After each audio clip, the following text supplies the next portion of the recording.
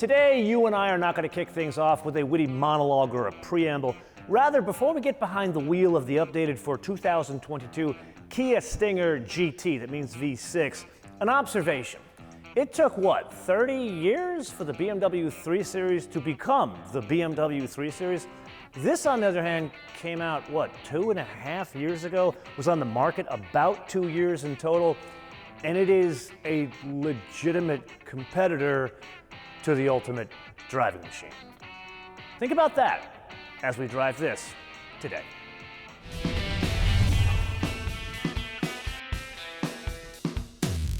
As we kick things off today, I should probably start with the headline, and that would undoubtedly be a number of subtle changes. So let's look underneath the hood first. They're a 3.3 twin turbocharged V6. Now you're scratching your head thinking, wait a minute, that's the same engine as before. Didn't we drive a 3.5 twin turbocharged V6 in that GV80 and the G80 Genesis? Why isn't it here? Well, I don't know why it's not here. My guess is they're holding that engine or maybe a tuned version of that engine for an upgraded version of this, or perhaps the next generation of this. Either way, in this application with the 3.3 twin turbocharged V6, it's 368 horsepower and 376 pound-feet of torque. Now that number, it's 3 horsepower more. How do they arrive at that? Well, they changed the exhaust system. They call it a variable exhaust. We'll talk more about really what it means in terms of on the road, but here the biggest difference is 3 horsepower. Then there's the whole reality of how do you get that power to the wheels. It's still very much the same, either all-wheel drive or rear-wheel drive. Kumo, of course, wanted to drive the rear drive first, so that's what you and I are driving today. Now, something unique about this type of engine that have become all the rage nowadays, fuel economy is posted pretty good. 18, 25, 20 combined. It's 1 mpg less in each one of those figures with all-wheel drive. But in reality, it's kind of like Ford EcoBoost V6s. The minute you drop the hammer, it performs like a V8 in fuel economy, not a V6. That brings us to the performance figures, which this car is more about.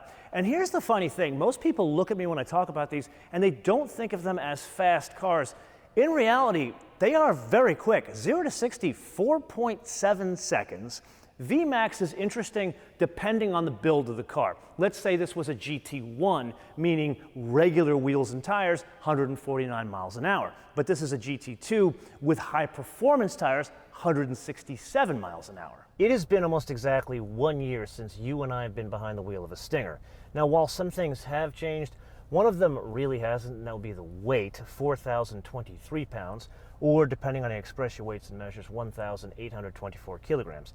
Now, one huge hinweis there are differing numbers I'm getting because this car is so early. We're the first ones driving it. It has something like 600 miles on it. We never get cars with that few miles on it. So don't sue me if that number is a little bit off. With that, sport mode. There's no Sport Plus. Okay, oh yeah. This, it's good to be back in a Stinger. And it's funny how good these things are. Wow, it's fast. You know, you think, whoa, it's got a soft ass, and forgot about that.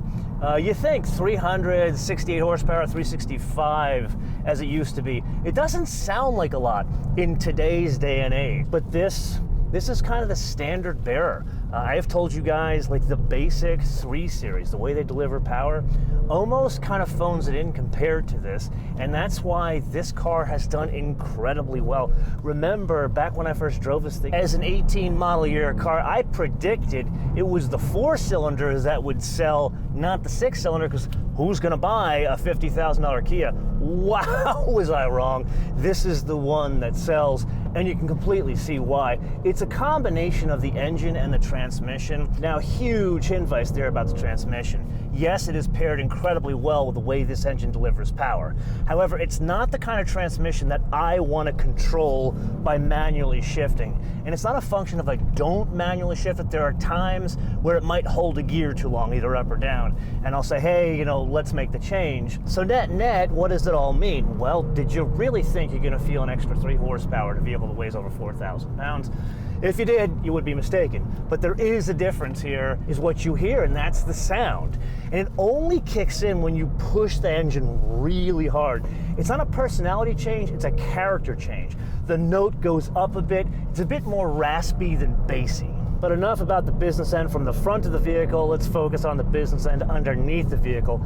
And there, it doesn't feel significantly different. The only thing now is you and I have more visibility into this platform because we've driven the G70. And the biggest difference between the two vehicles, believe it or not, is the wheelbase. It's not even the shape of the car. This is 3 inches longer in wheelbase than a G70. Rather, it feels like a more softly sprung GT sedan. And there are 2 main contributing factors. 1, the wheelbase we already discussed, and 2, where the weight is in the vehicle. Not only is this vehicle longer, it's got the fastback, which means it's got more weight higher in the vehicle, all in the ass end of the vehicle.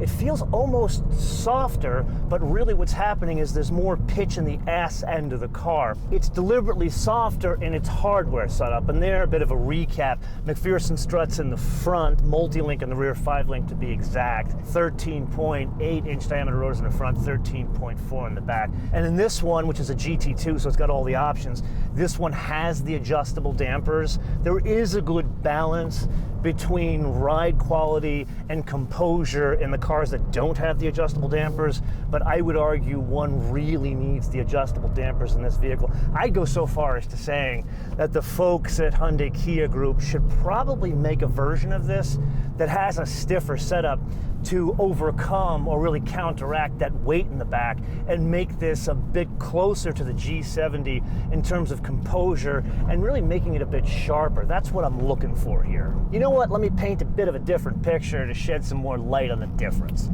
You and I have driven many Audis before, and we've driven a hell of a lot of Porsches. And one has the engine way back there, the other has the engine way in the front. Driving dynamics couldn't be more different between the two. They're not bad, they're just different. That's kind of the situation between this and the G70. Yes, it is indeed that time again to play your favorite game on the Options Game with today's contestant, arguably the most important car, emphasis on the term car, to Kia to come along in, say, the past 10 years. This one, the 2022 Kia Stinger GT2 rear-wheel drive for a base price of $51,290. Then the first stop would be that paint. It is optional. We do have to pay extra for it. It's called, I believe, High Chroma Red. It's more of a burgundy. It looks stunning in the daylight.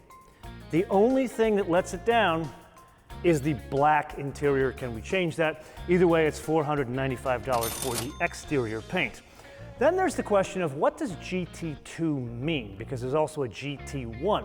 Well, a GT2 means it's the fanciest one on offer. So it has things like the head-up display, Napa leather, the Harman Kardon sound system. The sunroof, I believe, is part of the GT1, the vented seats, and then arguably the most important thing to a Stinger, the adaptive dampers. That is part of the GT2 package. Then we press on to the cargo mat. Believe it or not, that's optional on a $50,000 car, $125. Even more insulting, floor mats. Granted, they're specific to the rear drive, but they are optional, and one must pay $155 in a $50,000 car for floor mats. Can we fix that? But enough bitching and moaning. The only other thing you and I would add would be the destination handling from Sohari, Korea for $1,045, which brings us to a total retail price of $53,110. So in keeping with the theme of subtle changes underneath the vehicle, there are some outward-focused subtle changes.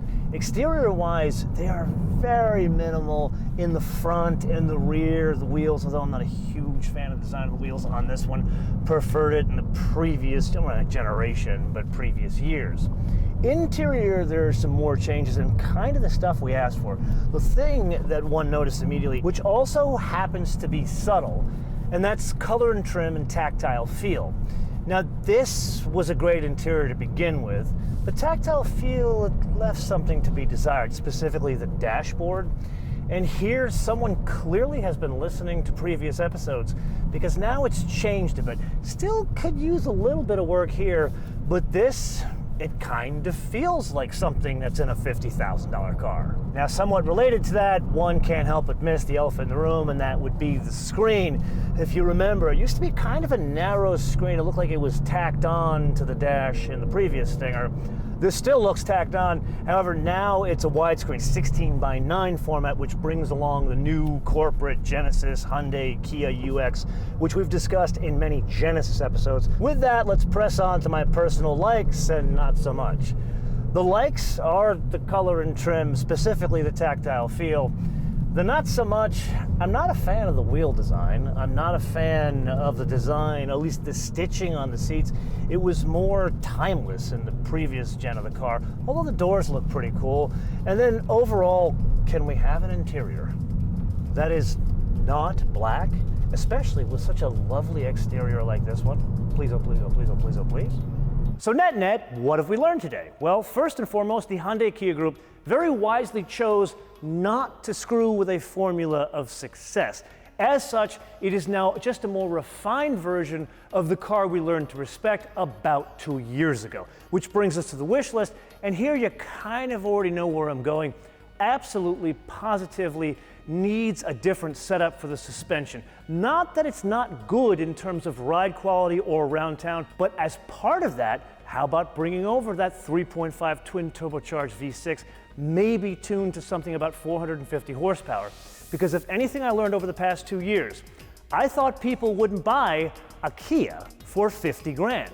Everybody buys the $50,000 Kia, no one buys the $30,000 one that has only 250 horsepower. Now granted, that may change with a 300 horsepower car, which we will drive in a future episode, but something tells me, as many people that are buying Tellurides and Stingers, that there may be some blue sky for maybe a $60,000 Stinger that has 450, 500 horsepower with a different suspension setup. Anyway, turn this around to you guys to opine in the comments below, or via our social media, MotoManTV on Word, MotoManTV on Word, Facebook, Twitter, and Instagram. And with that, one more item I might add to the wish list, or perhaps really consider this an open letter to the folks at Kia over in Korea. This was a show car, and it became a real car, which sells very well. There was another show car that was 2 doors, more of a sports car. How about bringing that one to life? Because really, as I see it, there's only 2 competitors, they could use a third. Anyway, just saying. Till I see you guys in the next episode, bish beta.